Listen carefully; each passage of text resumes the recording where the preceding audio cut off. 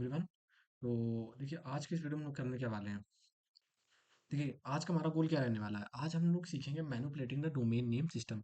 हम लोग आज की वीडियो में ये सीखेंगे कि डोमेन नेम सिस्टम को मैनिपुलेट कैसे किया जा सकता है, क्यों हैकर्स इसका यूज़ करते हैं। Examine DNS with dig dig command का यूज़ करके हम लोग क्या करेंगे, आज डीएनएस को एग्जामाइन करेंगे। देखिए, इसको स्टार्ट करने से पहले हम लोग इस चीज़ को समझ लेते हैं कि डीएनएस होता क्या है। ठीक है, डीएनएस का मतलब होता है डोमेन नेम सिस्टम। ठीक है, देखिए, इस चीज़ के बारे में मैं पहले भी बात कर चुका हूँ, लेकिन आज मैं इसके बारे में थोड़ा सा बेसिक ओवरव्यू देने वाला हूँ। देखिए, डीएनएस होता क्या है। सपोज दैट कि होता क्या है कि ये है आपका एक सर्वर। ठीक है, सर्वर में क्या है, एक वेबसाइट ये पड़ी है, तीसरी दूसरी ये, तीसरी ये, चौथी ये, पांचवी ये। ठीक है, ये एक यूज़र है। ये एक यूज़र है। यूज़र को क्या करनी है कि अपने उसमें google.com की साइट खोलनी है, कि वो चाहता है कि अपने इसमें सिस्टम में गूगल चलाना चाहता है, गूगल। ठीक है, तो ये गूगल यूज़ करना चाहता है। तो ये क्या करता है, अपने इंटरनेट से बोलता है कि मुझे गूगल की साइट खोलनी है। तो ये जाके अपने यहाँ पे जो इसका सर्च बार होता है, ये सर्च बार, यहाँ पे जाके ये टाइप करता है www. यहाँ पे डालता है google.com। यहाँ पे ये टाइप करता है www.google.com। देखिए, अब कंप्यूटर को क्या है, कंप्यूटर को तो पता नहीं कि google.com है क्या। तो देखिए, जितनी भी यहाँ वेबसाइट्स होती हैं सारी इस सर्वर के अंदर, सर्वर में जितनी वेबसाइट होती हैं वो सारी वो किसी एक यूनिक एड्रेस के द्वारा क्या होती है, सेव होती हैं। मान लीजिए कुछ एड्रेस पड़ा होगा 10.29.138.42। ठीक है, मान लीजिए ये पहली साइट जो थी, ये कुछ किसी इसी एड्रेस से थी, दूसरी साइट कोई दूसरे एड्रेस से थी, तीसरी कोई दूसरे एड्रेस से थी, चौथी कोई और एड्रेस, पांचवी कोई और एड्रेस। मान लीजिए ये जो साइट थी हमारी, ये क्या थी, गूगल की साइट थी, और इसका मान लीजिए एड्रेस था 10.52.38.93। ठीक है, देखिए ये यहाँ पे जो आईपी यूज हो रहा है वो हो रहा है स्टैटिक आईपी यूज हो रहा है। ठीक है, ये एड्रेस किसका था, हमारा गूगल का एड्रेस था। गूगल की जो साइट थी वो इस सर्वर में इस एड्रेस से सेव थी। अब हमारे कंप्यूटर को तो पता नहीं, हमारा कंप्यूटर बोल रहा है इंटरनेट से कि एक काम करो, मुझे ये वाली ये जो वेबसाइट है ये मुझे ओपन करके दे दो। कंप्यूटर को तो पता नहीं है। तो यहाँ पे होता है एक डोमेन नेम सर्वर होता है। ये क्या करता है, इस यूजर के द्वारा आई आई इस रिक्वेस्ट को क्या करता है, आईपी में ट्रांसलेट कर देता है। देखता है अच्छा ये वर्ड टाइप किया गया है, तो वो क्या करता है, इसको आईपी में बदल देता है। वो समझ जाता है, उसके पास इसके पास क्या होती है, ढेरों आईपी सेव होती हैं, हर एक चीज की आईपी क्या होती है, इसके पास सेव होती है सर्वर के पास। ये क्या करता है, देन आगे रिक्वेस्ट फॉरवर्ड कर देता है। अब इसे पता चल गया, इसे जो हमारा सर्वर था इसे पता चल गया कि जो क्लाइंट है वो ये google.com की साइट खोलना चाहता है, लेकिन google.com को ऐसे तो जाना नहीं जा सकता, उसके लिए क्या है, ये एड्रेस डालना पड़ेगा। तो ये क्या करता है, यहीं पे ट्रांसलेट कर देता है। ये यहीं पे क्या करेगा, इसका गूगल का एड्रेस यहाँ पे डाल देगा और क्या कर देगा, आगे भेज देगा, बोल देगा कि मुझे इस एड्रेस की साइट की रिक्वेस्ट आई है, तो मुझे ये वाली साइट अब दे दीजिए। जैसे ही इसे ये वाली साइट मिलती है, जैसे ही इसे ये वाली साइट मिलती है, ये क्या करता है, इसे लेके दोबारा से अपने यूजर को दिखा देता है, ये साइट यहाँ पे शो होने लग जाती है। आप चाहे अपने ब्राउजर पे जाके google.com चाहे सर्च करें, या फिर आप अपने ब्राउजर में क्या करें, या फिर आप अपने ब्राउज़र में क्या करें, ये वाला एड्रेस डालें। दोनों से क्या होगा, सेम पेज ओपन होगा। अब हम लोग यहाँ पे क्या कर रहे होते हैं, अगर हम लोग ये टाइप कर रहे होते हैं तो डायरेक्ट हमें, जैसे हम google.com टाइप करते हैं तो google.com के लिए हमें डीएनएस सर्वर से बात करनी पड़ती है, फिर इसके पास होता है डीएनएस रिजॉल्वर। रिजॉल्वर क्या करता है, इसको रिजॉल्व कर देता है और आगे एड्रेस में ट्रांसलेट करके भेज देता है। अगर हम लोग डायरेक्ट यहाँ पे सर्च बार में अपने एड्रेस डालेंगे तो ये क्या करेगा, डायरेक्ट यहाँ से रिक्वेस्ट डायरेक्ट यहाँ पे पहुंचा देगा। सीधा ये क्या करेगा, सर्वर से कॉन्टेक्ट कर लेगा। तो हम फिर हमें क्या करेगी, डीएनएस सर्वर की जरूरत नहीं पड़ेगी, यानी कि रिज़ॉल्वर का जो काम होगा वो खत्म हो जाएगा यहाँ पे। तो ये एक बेसिक तरीका है कि हमारी जो इंटरनेट पे वेबसाइट्स वगैरह होती हैं, चीज़ें होती हैं, वो वर्क कैसे करती हैं। ये मैंने आपको समझाया कि डीएनएस जो होता है, डोमेन नेम सिस्टम, वो काम कैसे करता है। तो अब इसको हम लोग क्या करेंगे, एग्जाम्पल लेके अच्छे से समझेंगे। इसको बैक करते हैं यहाँ से हम लोग क्या करेंगे, खाली पे जाएंगे। खाली पे जाने के बाद हम लोग क्या करेंगे, यहाँ पे अब देखिए, अब हमें ये पता चल गया। तो सबसे बड़ी चीज़ आती है कि उसकी जो आईपी है, मान लीजिए आपको गूगल की आईपी निकालनी है, तो आप वो निकालेंगे कैसे। ठीक है, सबसे बड़ा मुद्दा ये है। तो उसके लिए हम लोग क्या करते हैं, डिग कमांड का यूज़ करते हैं। डिग कमांड का हम लोग यूज़ करके क्या करते हैं, कोई भी अगर डोमेन होता है, उसकी सारी इन्फॉर्मेशन को हम लोग क्या करते हैं, निकाल सकते हैं। हम लोग यहाँ पे टाइप करेंगे डिग, हमने डाला google.com और इसको क्या कर देंगे, एंटर कर देंगे। जैसे हमने एंटर करा, इसे हमें शो कर दिया, देखिए ये google.com की साइट है। ये कौन से आईपी, इस आईपी एड्रेस पे क्या है, होस्टेड है, इस आईपी एड्रेस का ये यूज कर रही है। हम लोग इसे क्या करेंगे, कॉपी कर लेंगे, control shift C, and copy करा। कॉपी करने के बाद हम लोग क्या करेंगे, यहाँ आ जाएंगे अपने ब्राउजर पे। हम लोग यहाँ आ जाएंगे, यहाँ जाने के बाद हम लोग क्या करेंगे, यहाँ पे सर्च करेंगे google.com।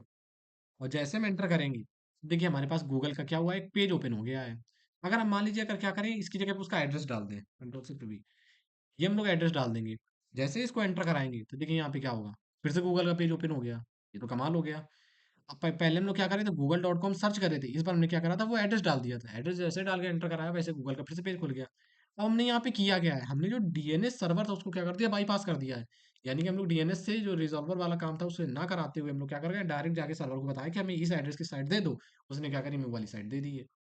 तो यहाँ पे सबसे इंपॉर्टेंट चीज आ रही है कि हमारे पास अगर डिग कमांड है, डिग कमांड से जो हैकर्स लोग होते हैं वो क्या करते हैं कि इस इन कमांड्स का बहुत ज़्यादा यूज़ करते हैं। क्यों यूज़ करते हैं? क्योंकि उन्हें क्या होता है कि उन्हें ये जानना होता है कि गूगल का जो नेम सर्वर है, नेम सर्वर किस नेम से है, ठीक है? वो कौन-कौन सी गूगल्स की जो साइट्स हैं, ठीक है?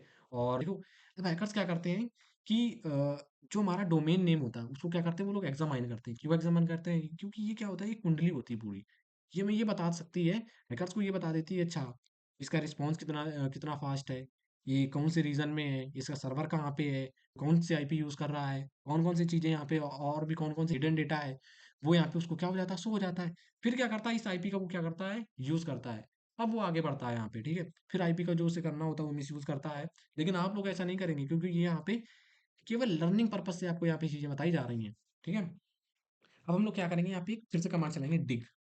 डिग चलाएँगे और यहाँ पे क्या करेंगे, google.com करेंगे, फिर यहाँ पे एक और एंटर करेंगे, एनएस कर देंगे। एनएस का मतलब क्या होता है कि इसके जो नेम सर्वर्स हैं वो यहाँ पे शो हो जाते हैं। देखिए इसके ये नेम सर्वर हैं, ये पहला नेम सर्वर, दूसरा नेम सर्वर, तीसरा नेम सर्वर।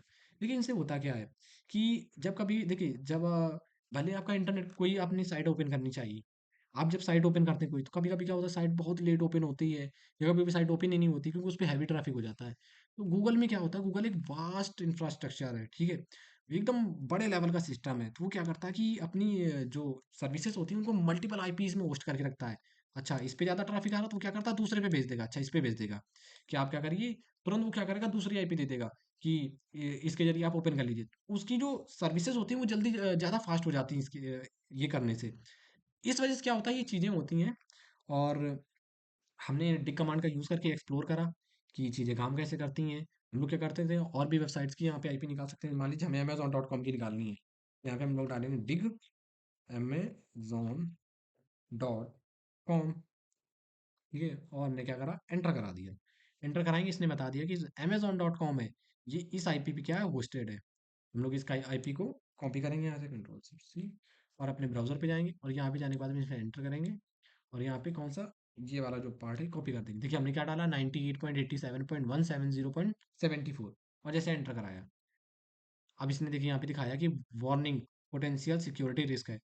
आप चाहें तो छोड़ सकते हैं, लेकिन हम लोग क्या करेंगे, आगे जाएंगे, हम लोग एडवांस करेंगे और यहाँ से क्या करेंगे, एक्सेप्ट रिस्क एंड कंटिन्यू।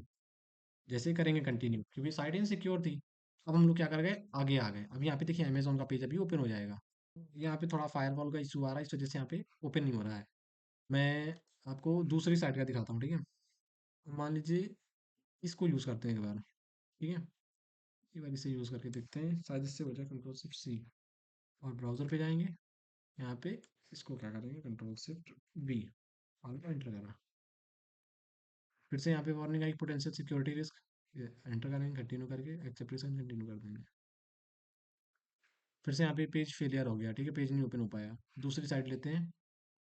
मैं एक बार अपने सिस्टम पे यहाँ पे दिखा देता हूँ आपको, कंट्रोल शिफ्ट वी। जैसे मैं इसको एंटर कराऊंगा, अब क्या होगा, ये देखिए कनेक्शन बता रहा, प्राइवेट है ये वो। एक बार मैं इसको कंटिन्यू कर देता हूँ, कंटिन्यू टू कीजिए। यहाँ पे जो पेज है नॉट सिक्योर है, इसमें थोड़ा फायरवॉल का इश्यू आ रहा है, इस वजह से नहीं ओपन हो रहा है। मैं आपको दूसरा एग्जांपल लेके दिखाता हूँ। अब यहाँ पे हम लोग कमांड चलाएंगे डिग, एक बार मैं doctor dot in site search करता हूँ। इस साइट के लिए हम लोग क्या करेंगे, डिग कमांड चलाएं और इसके लिए हमने आईपी निकाली है। अब जो डॉक्टर डॉट इन है वो कौन सी यूपी आईपी यूज़ कर रहा है, ये वाला आईपी यूज़ कर रहा है। इसको हम लोग कॉपी करेंगे, वहाँ पे जाके चेक करेंगे जाके। क्योंकि देखिए ये वाली जो साइट है शायद ये वर्सल पे होस्टेड है, ठीक है, इस वजह से कंट्रोल शिफ्ट वी, एंटर किया। देखिए इसने क्या, ये साइट किस पे होस्टेड थी, पर वर्सल के द्वारा होस्ट करी गई थी, वर्सल के द्वारा डिप्लॉय करी गई थी, सॉरी। ठीक है, ये डिप्लॉयड थी वर्सल के, तो इसने क्या करा, तुमने वर्सल का पेज ओपन कर दिया है, और फिर इसके अंदर का जो पार्ट है वो वर्सल मैनेज कर रहा है। ठीक है, तो ये था पूरा डिक कमांड का हम लोग यूज़ करके कैसे किसी भी वेबसाइट की आईपी निकालते हैं, कैसे उससे रिलेटेड इन्फॉर्मेशन निकालते हैं। अगर हम लोग डॉट एनएस करते हैं, यानी कि उसके उससे जो रिलेटेड नेम सर्वर्स होते हैं, कुछ और भी जो सब साइटें होती हैं, यानी कि जैसे कि डोमेन है, फिर सब डोमेन्स होते हैं, और भी साइटें अगर हिडन साइटें अगर उसमें होस्टेड होती हैं, उनकी भी आईपी आ जाती है, उनकी भी सारी लिस्ट आ जाती है। तो इस तरह से हम लोग क्या करते हैं, अपने डिक कमांड का यूज़ करके किसी भी वेबसाइट को हम लोग एक्सप्लोर कर सकते हैं।